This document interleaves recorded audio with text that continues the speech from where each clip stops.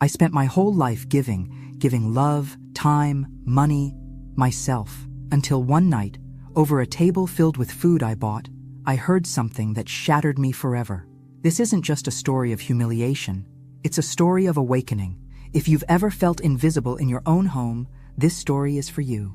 Make sure to subscribe and tell me in the comments where you're watching from.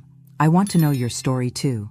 I still remember the clink of crystal glasses, the low hum of jazz music floating through the house I paid for, the smell of the roast chicken I had seasoned that morning, slow cooking while I ran errands for a dinner I wasn't even supposed to be part of. But I was there, because Olivia had forgotten to tell me her parents were coming over. Again. And the house needed to look perfect. Again.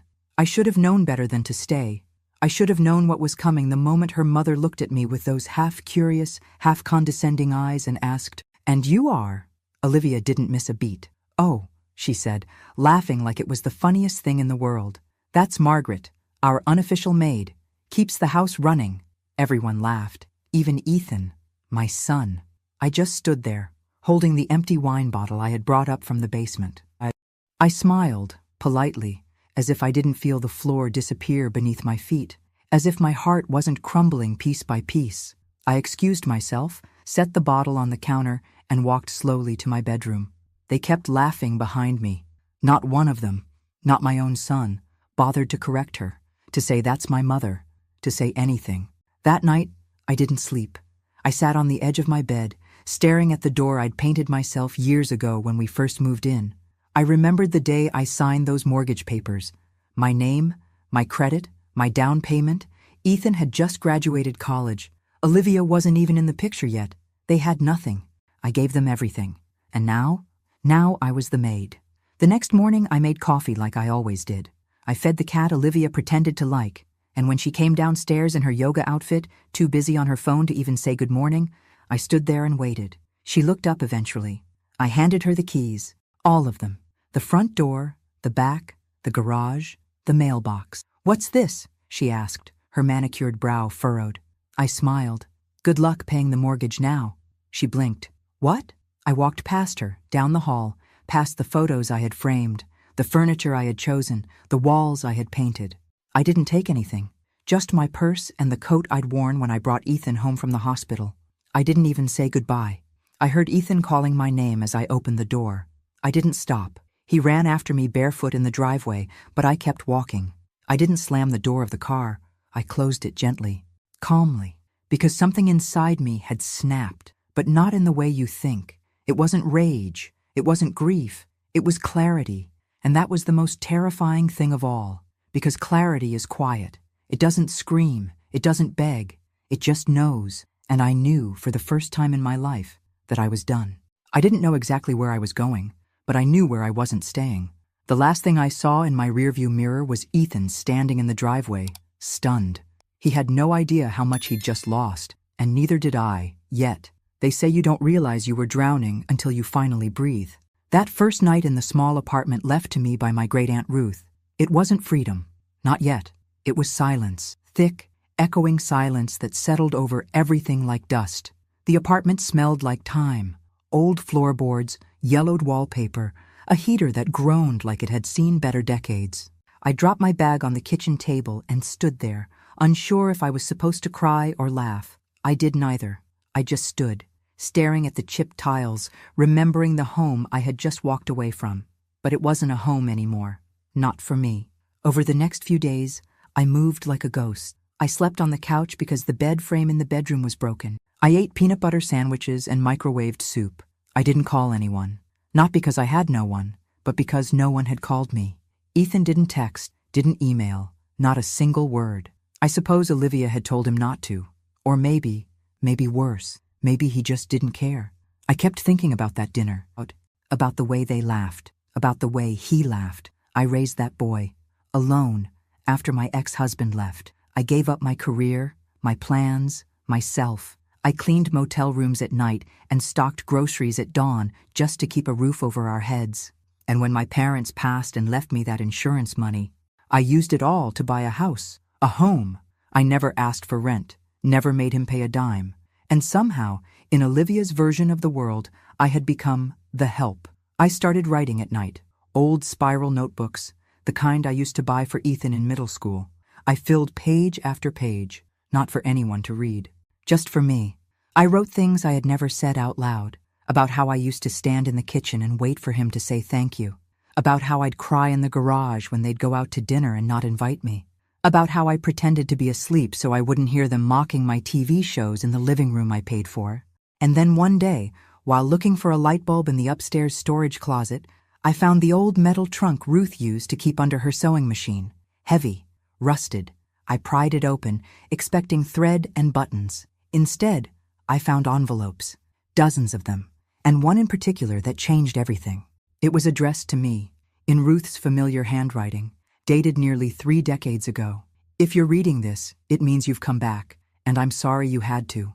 My heart pounded as I unfolded the pages. They were yellowed, fragile. Inside were copies of hospital forms, notes, and a single photograph of a newborn wrapped in a hospital blanket, not Ethan. There was a name, Michael Jameson. I read the letter 3 times before it made any sense. Ruth had been a nurse at the hospital where Ethan was born. She said she always had doubts. She'd seen something odd in the nursery the night I gave birth, a last-minute room switch, a confusion with the tags. But by the time she raised the issue, it was too late. The babies had already gone home. She never told me, said she was afraid, said she hoped she was wrong. But then, years later, she found a document buried in her files, a quiet settlement from the hospital to another family. And that's when she knew. Ethan wasn't my son. My hands trembled. I thought I might pass out. I stared at the photo, at the name, Michael Jameson. My mind refused to process it, because if this was true, who was Ethan? Who was I to him? And then something strange happened. I didn't feel grief. I didn't feel rage. I felt free. Not because I didn't love Ethan, but because suddenly all those years of pain, of feeling like a stranger in my own life, made sense. Maybe that coldness I always felt from him. Maybe it wasn't imagined. Maybe he always felt like a stranger. And maybe I wasn't crazy after all. I spent the rest of the night reading every paper in that trunk. Ruth had kept it all. DNA reports, affidavits, a small article about the Jameson family, successful, educated, local, and still living in the same town. My real son had been here all along, growing up just a few miles away. I folded the letters back carefully, placed them in a new envelope, and put them in my nightstand drawer. Then I looked at myself in the mirror for a long, long time. I didn't recognize the woman looking back at me, but for the first time in a long time, I wasn't ashamed of her. She was broken, yes, but she was waking up, and the world had no idea what that meant yet. There's a kind of silence that doesn't feel peaceful. It feels punishing. That was the kind of silence I lived in for weeks after reading Aunt Ruth's letter. I didn't know what to do with the information. I carried it inside me like a live wire, dangerous to touch, impossible to ignore. I didn't reach out to Ethan. I didn't go looking for Michael. I just existed. Each day, I woke up, made a single cup of coffee, stared out the dusty kitchen window, and tried to understand who I was now. The Margaret who raised Ethan wasn't the same woman who read those letters. That Margaret was a mother, a wife once, a caregiver, a giver of everything. But who was I without that identity? One evening, the heater went out in the apartment. I lit a candle and bundled myself in blankets, curling up on the couch with the hospital files in my lap. I must have read them 100 times, every line, every signature, every timestamp. It all checked out. It was real. My real son, Michael Jameson, was born on the same night as Ethan, in the same wing, in a hospital that would later settle quietly with another family, hoping the truth would never surface. Ruth had made copies of everything before she passed. She left me the pieces of a truth that had been stolen from me. I felt grief, but not for Ethan. I grieved the time, the moments I could have had with Michael, the birthday parties, the first days of school, the scraped knees and science projects, all those things I thought I was doing for my child. They were meant for someone else, and yet, somehow I didn't feel hatred toward Ethan. My love for him hadn't been biological. It had been unconditional, or so I thought. But when someone you raise doesn't defend you, doesn't even see you, it forces you to reevaluate everything. It was a Tuesday afternoon when I finally pulled myself together. I had been hiding too long. I wasn't ready to confront Ethan. Not yet. But I could start somewhere. somewhere quiet. I walked into town and stood across the street from the little bookstore near Main and Elm. Jameson's Books. It was painted in deep green with hand-lettered signs on the windows. I'd passed it dozens of times before and never noticed it. He was there. Michael. I didn't need to ask. He looked about 30, maybe a little older, clean-cut, reading glasses. He was helping a young woman find a poetry book. His voice was soft, patient. His posture was gentle but sure of itself. I stood across the street, heart pounding, eyes fixed on the son I never knew I had, and I cried, right there on the sidewalk, not sobbing, not loudly, just quiet, unstoppable tears that rolled down my cheeks and into the collar of my coat. I didn't go in, not that day. I just watched, and then I did it again the next day, and the next. It became a ritual. I'd walk the block, sit on the bench near the corner, pretend to check my phone or drink coffee from a paper cup, and I'd watch Michael living the life I was never part of. It wasn't stalking. It was mourning, but also preparation. Because slowly, I was starting to put the pieces together. While I sat outside that bookstore, I started noticing things. The schedule of deliveries, the names of customers, the rhythm of the store. I was observing, yes, but not just him. Them, Ethan and Olivia. I started tracking them too, subtly.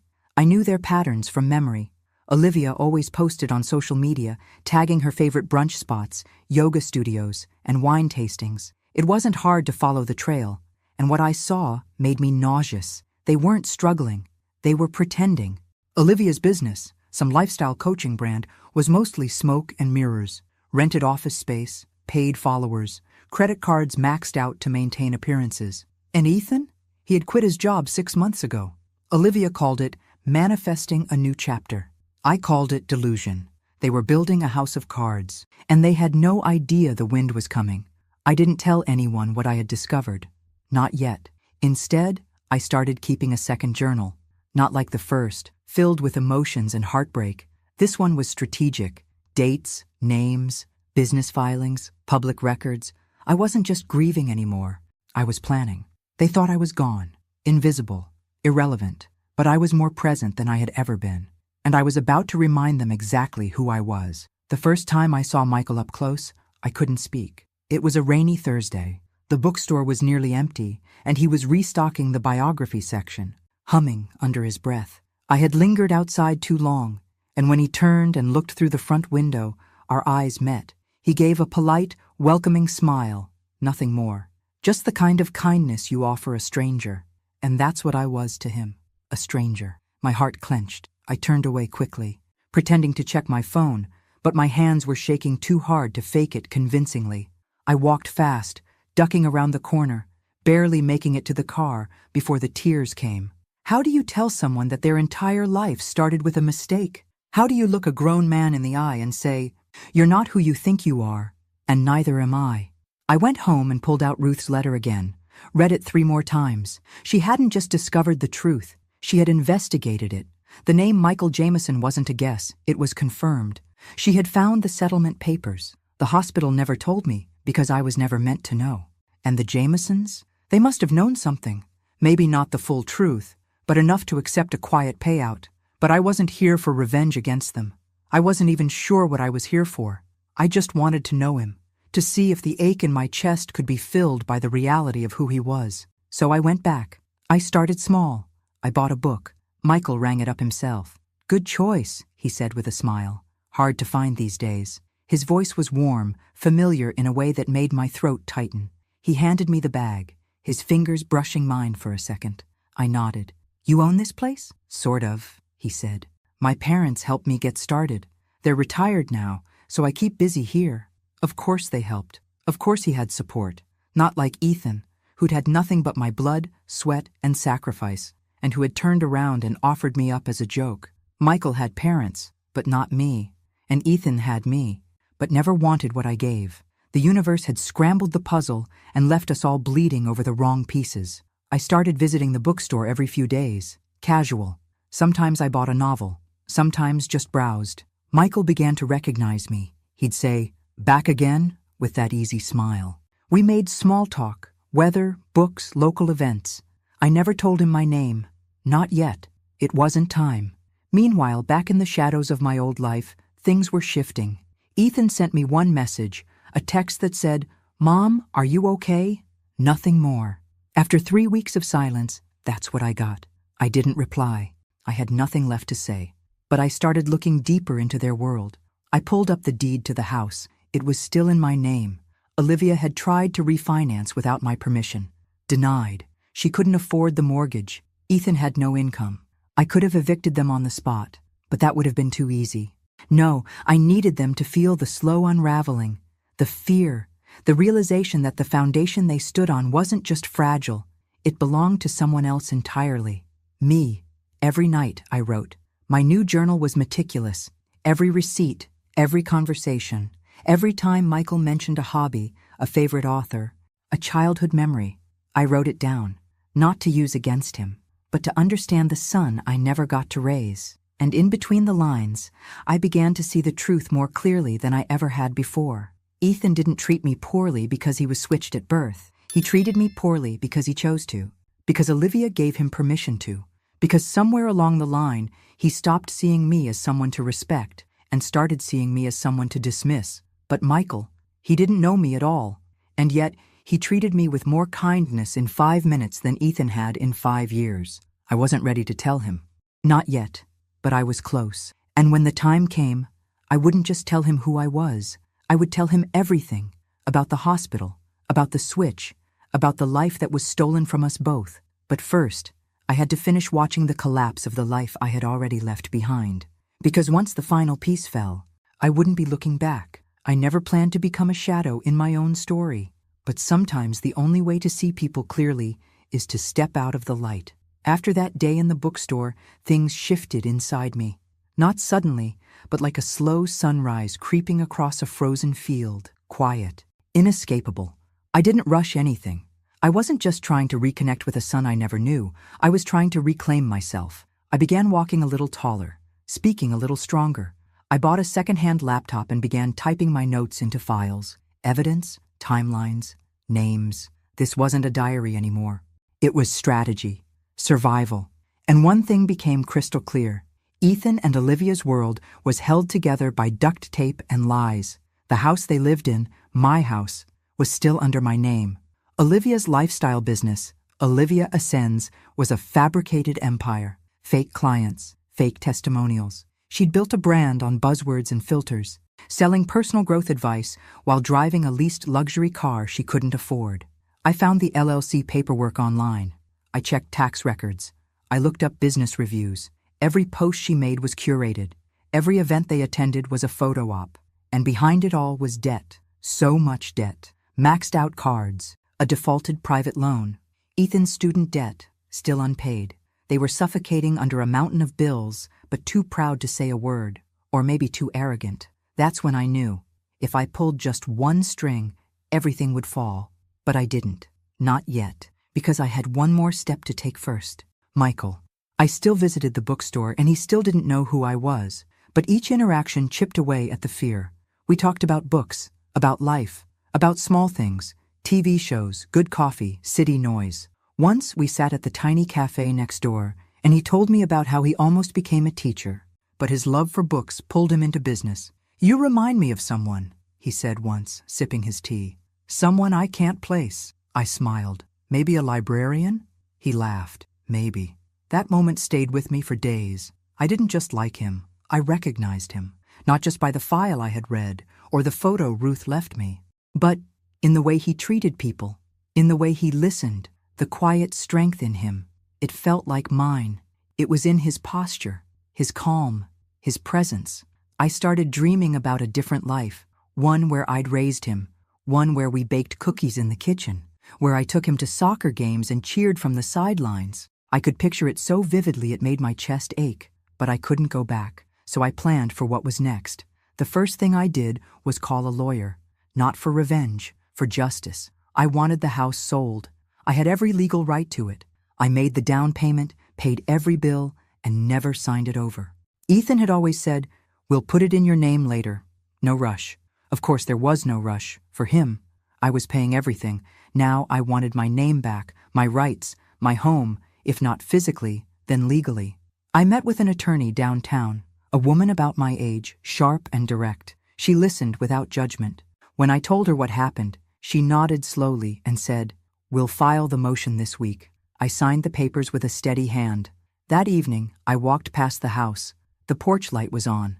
Olivia was sitting on the swing, scrolling on her phone, glass of wine in hand. Inside, Ethan was on the couch, playing video games. Their lives were running on autopilot.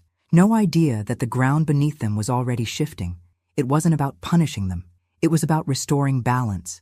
And when the house sold, they would feel what I had felt for years, powerless. And maybe, just maybe, they'd understand what it meant to be discarded. I didn't slam doors.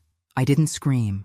I just watched, waited, and walked away. The first domino had fallen, and none of them even knew it yet. I've always believed that silence is stronger than noise, that true strength isn't in how loud you fight, but in how deeply you know you're right. The day the official notice went out to Ethan and Olivia, I was sitting at a cafe near the courthouse, stirring honey into my tea with a calm I hadn't felt in years. My lawyer said they'd receive it by AM sharp. My phone buzzed. Ethan. I stared at the screen until it stopped ringing. Then I turned it over and let the silence speak for me. It wasn't that I didn't want to hear his voice. I just wasn't ready to hear him lie. Later that afternoon, I checked my email and saw his message. It wasn't long. Just, "Mom, what are you doing? Please call me. Olivia is freaking out." Of course she was. The mortgage was due, and now they couldn't refinance, because the person they thought was too weak to matter was the one holding the deed, and they never saw it coming. A week later, I got another call. Olivia this time.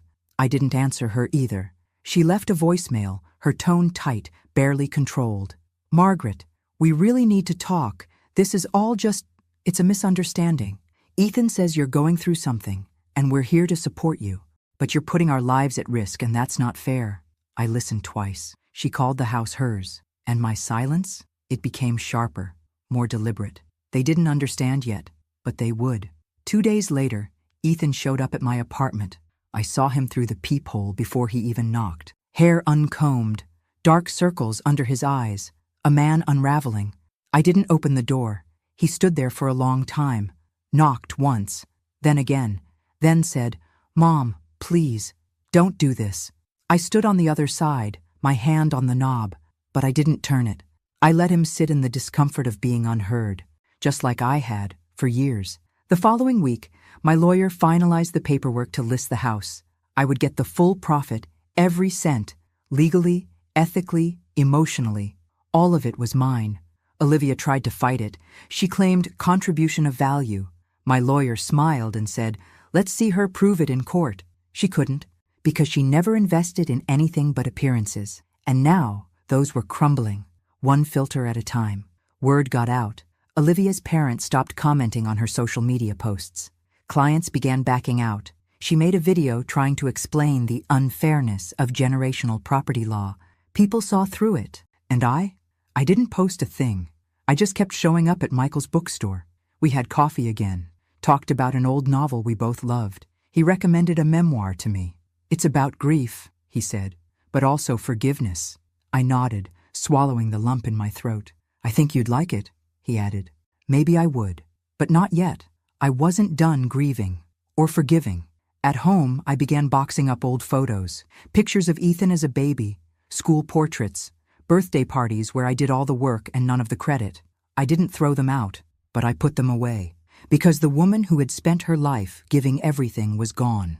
And the woman who took her place, she wasn't angry. She was awake. The papers were signed. The house was going on the market. And somewhere inside that green bookstore across town, my real son laughed at something a customer said, completely unaware that his life was about to change too, but in the best way. Because not all losses are tragedies. Some of them are beginnings in disguise.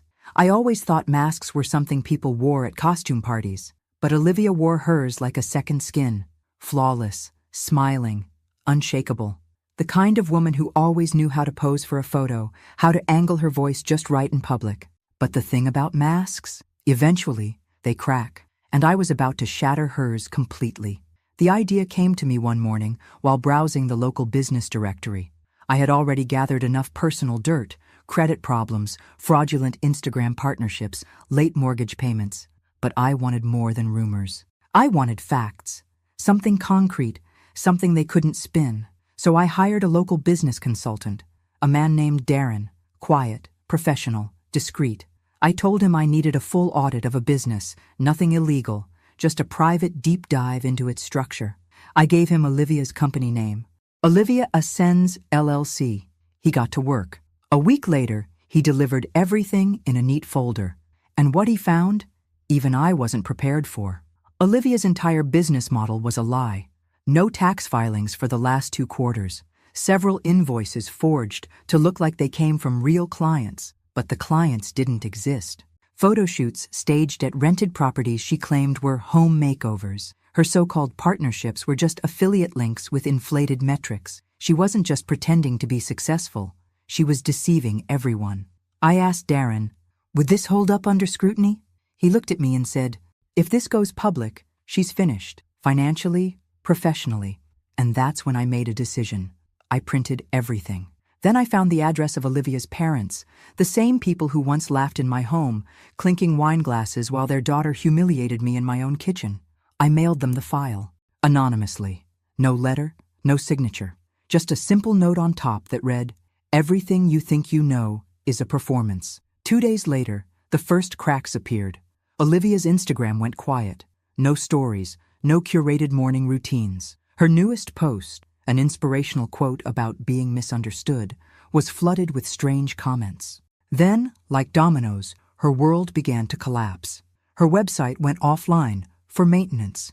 Her last planned workshop was canceled due to unforeseen circumstances. And then, I heard the cherry on top from an old neighbor who still followed her. Olivia's mother was seen leaving her house in a rage, shouting on the phone, face red, purse swinging wildly. Whatever happened behind those closed doors, it wasn't filtered, and it wasn't pretty. Ethan called me again that night. I didn't answer. He left another voicemail. Mom, I don't know what's happening. Olivia's parents aren't speaking to us. Someone sent them stuff, documents. They think we forged them. Did you do this? I didn't reply.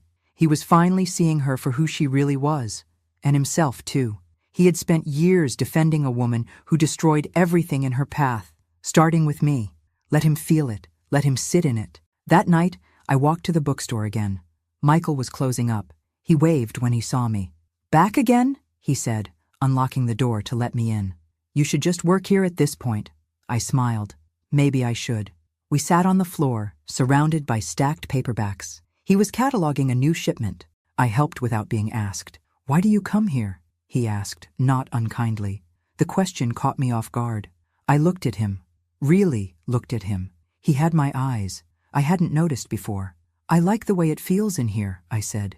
Like, nothing's pretending to be something it's not. He tilted his head, considering me. Me too. We worked in silence after that. No small talk, no more questions. But in that quiet, something settled between us. Not truth, not yet, but something close. A thread connecting us. And for the first time, I didn't feel like a ghost in someone else's life. I felt seen. And the woman who once stood invisible in her own kitchen? She was gone. In her place stood someone they never expected. Someone they never should have underestimated. I used to think heartbreak came in one big blow, like a car crash or a door slamming shut. But it's not like that. Not always. Sometimes it comes slowly, like water leaking through a roof, drip by drip, until one day the whole ceiling collapses. And Ethan? He was finally standing under the flood. The news had reached him by then. The house was officially listed. The mask Olivia wore had crumbled, her business exposed, her reputation unraveling. And with nowhere else to point the blame, Ethan did what he always did. He came running to me. I heard the knock before I saw him. It was a quiet afternoon. I was just finishing a cup of tea when the sound echoed through the apartment. 3 soft raps, hesitant, like the knock of someone who didn't know if he'd be welcomed or slammed. I opened the door slowly. He looked like he hadn't slept in days. Unshaven, thinner than I remembered, shirt wrinkled like he pulled it off the floor. "Mom," he said, voice cracked. "Can I come in?" I didn't answer, just stepped aside. He walked in and stood in the middle of the room like he didn't know what to do with his body. For a long time, neither of us spoke. Finally, he broke. "Why are you doing this?" he asked. To us? I almost laughed. Us, as if there had been an us in years. I sat down in the armchair across from him, calm, composed. I'm not doing anything to you, Ethan. I'm doing something for me. His jaw clenched. You're selling the house. My house. I grew up there. And you gave it away, I said, my voice low. You let your wife turn me into your maid. You watched it happen. You laughed. You never even apologized. He didn't deny it, just looked at the floor. I thought you were just being dramatic, he mumbled. I didn't know it hurt you like that. I stared at him. That's the problem.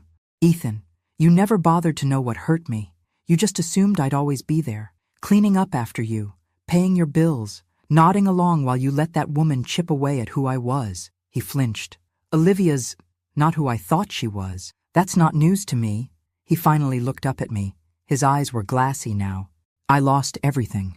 I didn't blink. No, you gave it away. Silence stretched between us. I miss you, he whispered. I sat up straighter. I raised you, I said, fed you, clothed you, sacrificed for you, and you let me be humiliated in the house I bought. His lip trembled. I thought she was helping me. I thought we were building something. You built a lie, I said, and now it's falling apart. He stood then, pacing the room. So that's it? You just walk away? I got up, walked over to the drawer by the kitchen, and pulled out the envelope Ruth left me. I held it in my hands. I'm going to tell you something now, I said, and I need you to listen. Really listen. He nodded, confused. I handed him the envelope. These are your birth records. Read them. He sat, opened it slowly. His brow furrowed, then fell. He read the letter, the hospital files, the DNA test Ruth had quietly ordered after all those years. He looked up at me, eyes wide. This can't be real. It is. You're saying I'm not your son? I'm saying you weren't born to me, but I raised you as if you were. I gave you every piece of me, even when you didn't want it. He went pale. So who's your real son? I didn't answer. He sat there, shell-shocked, mouth open, pages trembling in his hands. I don't know who I am anymore, he whispered. Now you know how I felt, I said. For years. He didn't cry. Not really. But something in him broke, and I saw it happen. Not with anger, not with satisfaction, just peace. Because I finally said what needed to be said. I walked him to the door. He turned, eyes pleading. Can we fix this? I met his gaze. I don't know, I said, but it's not my job to try anymore. And I closed the door gently behind him. Not with spite, but with finality. Because for the first time in my life, I wasn't the one holding it open. It took me 3 days to decide how I was going to do it. I practiced the conversation in front of the mirror, in my car, even in line at the grocery store with my hand clutched around a basket of oranges, whispering lines I could barely finish. I'm your mother. There was a mistake. You've lived a life that wasn't meant to be yours, and so have I. But nothing sounded right. Because how do you drop a truth like that into someone's life and expect them to survive the impact? Still, I had to try. Michael was in the bookstore, like always. The light inside fell through the windows in golden beams, softening the shelves and scattering shadows across the hardwood floor. It felt like a sacred space, a place where truth belonged. When he looked up and smiled, I almost turned around and walked away. But I didn't. Hey, he said, you came at the right time. We just got a new batch of rare poetry editions. I swallowed the lump in my throat. Actually, I said, I came to talk. He studied me for a second, sensing something in my voice. Sure, come on back. He led me through a side door to a tiny break room, a kettle on the counter, a mismatched couch, a chipped table. Real life, no filters. We sat. I've been coming here for a reason, I started, twisting my hands together. I figured, he said softly. You have? You're not exactly here for the books. I gave a small, sad laugh. No, I'm not. Then I took out the envelope, Ruth's letter, the birth records, the DNA proof, and set it on the table between us. What's this? He asked, cautious. Something that's going to change everything. He looked at me, waiting. 30-some years ago, I said, my voice breaking. There was a mistake at the hospital. 2 babies, switched at birth. His eyebrows drew in, confusion blooming across his face. My son, I said, was given to another family. He went very still, and theirs was given to me. He didn't say anything for a long moment. I raised him, I continued, loved him with everything I had, but he He didn't love me back. Not really.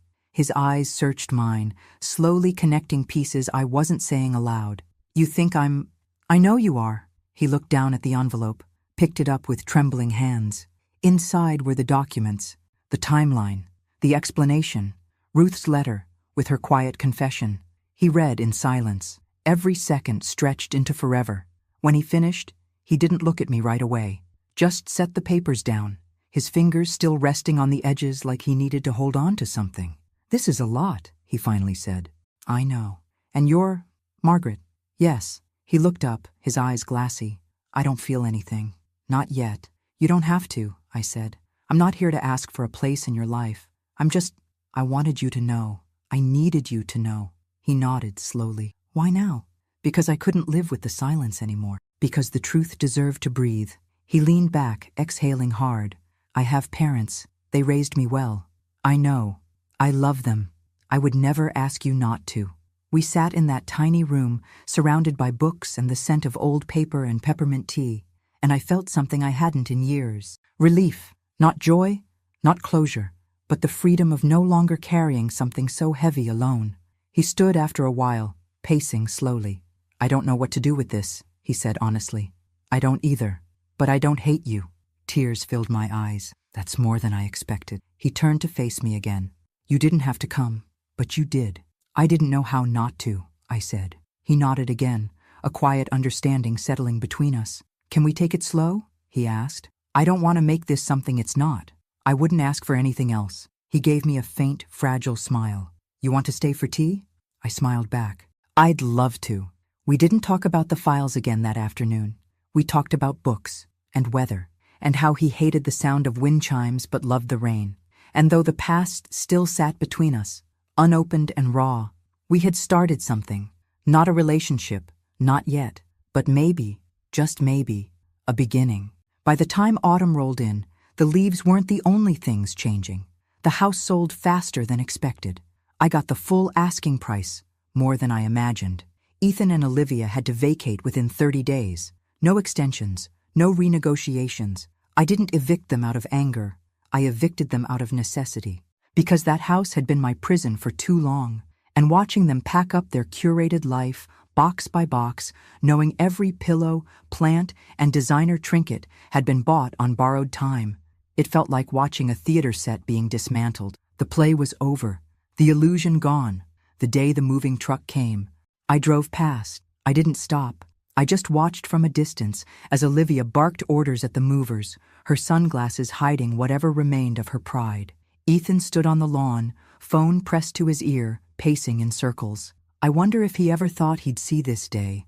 I wonder if he knew I would be the one to bring it. Their fall wasn't dramatic. There were no screaming matches, no scandals on the local news. But it was complete. Olivia's parents pulled their financial support. Her business lost every major sponsorship. Her brand, once pristine, was now whispered about in corners of town. The woman who had laughed at me in my own kitchen now couldn't afford her overpriced skincare line or daily matcha. Ethan tried to get a job, any job, but with no degree, no references, and no recent experience, doors didn't open. He moved into a small apartment on the outskirts of town. I heard this from the lawyer. I didn't ask, but I also didn't celebrate, because this wasn't about revenge. It was about truth, about consequences. Meanwhile, my life, quietly, steadily, was becoming something new. Michael and I continued meeting, always casually, coffee, book discussions, shared articles and little comments about life. He asked about my writing once, and I told him I'd started working on a memoir, that I had a story to tell, even if I never published it. He said, "You should. Stories like that matter." He still didn't call me Mom, and I didn't expect him to. That wasn't the point. We were building something not out of obligation, but out of choice, and that made all the difference. One afternoon, we walked through the farmer's market together. He picked up a jar of apple butter and laughed. My mom used to make this, every fall. Something about the way he said my mom. It didn't sting. It felt, okay, natural, right, because he had a mom, and I had a son who didn't see me until it was too late. Some nights, I sat alone with my tea, wondering if Ethan was sleeping on a mattress or a floor, if Olivia still wore her silk robes, if they looked at each other now and saw all the things they'd ignored before. I didn't miss them. I missed the idea of what we were supposed to be. But grief like that, it's a shadow. It fades, little by little. And pride? That grows, especially when you learn to love yourself more than you loved their approval. I walked through my old neighborhood one last time before the sale closed. Not to haunt it, just to say goodbye. I passed the school Ethan used to attend, the park where I pushed him on swings, the grocery store where I'd count coupons to afford his favorite cereal, and I let it all go, because I had given everything I had to a family that never gave back. And now, I was giving to someone who might never call me mom, but still looked at me with kindness, with curiosity, with respect. Sometimes you don't need redemption, you just need peace, and I was finally starting to feel it. It was early November when I got the text from Ethan. Just one line. Can we meet? Just once. I stared at it for a long time. It had been weeks since I'd last seen him. Weeks of silence, of distance that felt heavier than any argument we could have had.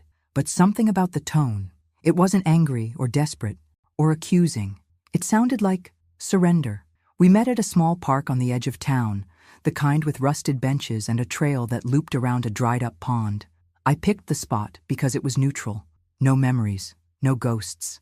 He was already there when I arrived, sitting on a bench with his hands clasped between his knees. He looked up, and for a moment, he reminded me of the boy he used to be, awkward, unsure, waiting for direction. I sat down beside him, careful not to sit too close. He cleared his throat. I'm not here to ask for anything, he said. I nodded, saying nothing. I wanted to understand. I reached into my bag and pulled out the manila envelope. Again, the one with Ruth's letter, the documents, the DNA results. I handed it to him without a word. He didn't open it, just held it in his lap, like he'd already read it 1,000 times. I did a test of my own, he said. After you told me. Same result. I nodded again. I spent weeks trying to figure out what to do with it, he continued. And I kept thinking, if I wasn't your son, then what was I? I looked at him then, really looked, and I said softly, you were my child, but I treated you like, I know how you treated me. He winced. I'm not asking for forgiveness, he said quickly. I don't deserve it. You don't, I said plainly. But that doesn't mean I hate you. He turned toward me, eyes wet. Then what does it mean? It means I finally love myself more than I love the idea of you. The silence that followed was thick with meaning. He bowed his head.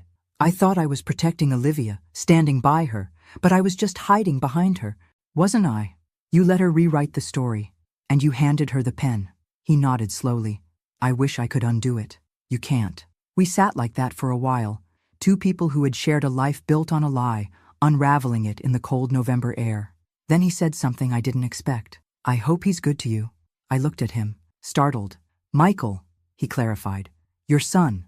A breath caught in my throat. He's kind, I said. Gentle.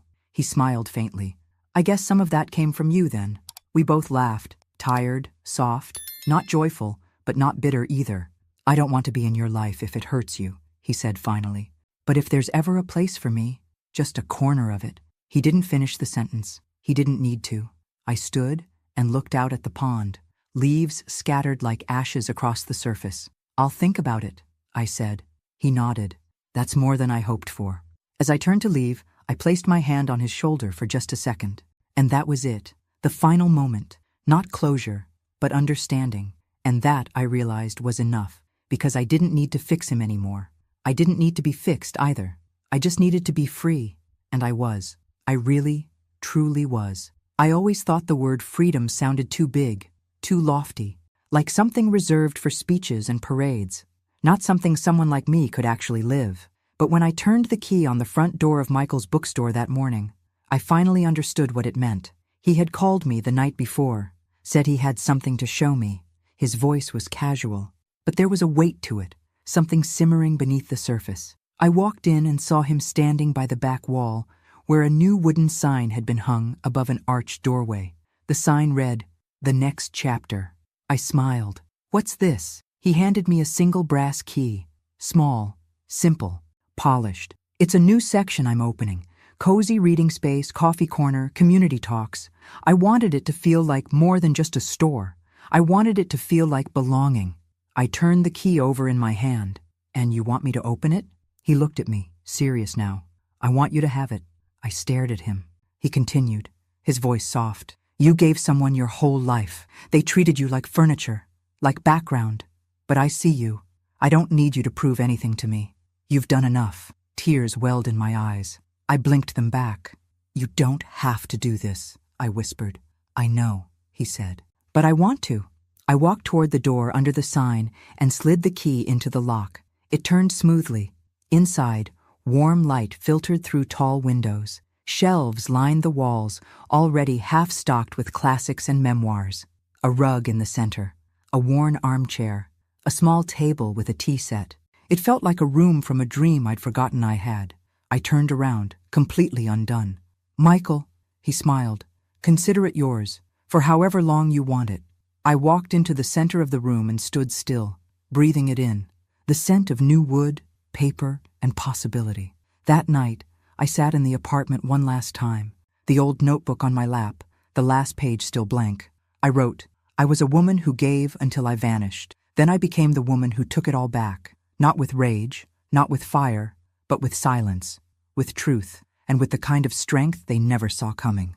The next day, I finalized the donation, A portion of the house sale went straight to a foundation that supports women starting over, those dismissed, discarded, underestimated, just like I was. They called to thank me, but I didn't need thanks, because every time I stepped into that bookstore, into the next chapter, I remembered who I was now.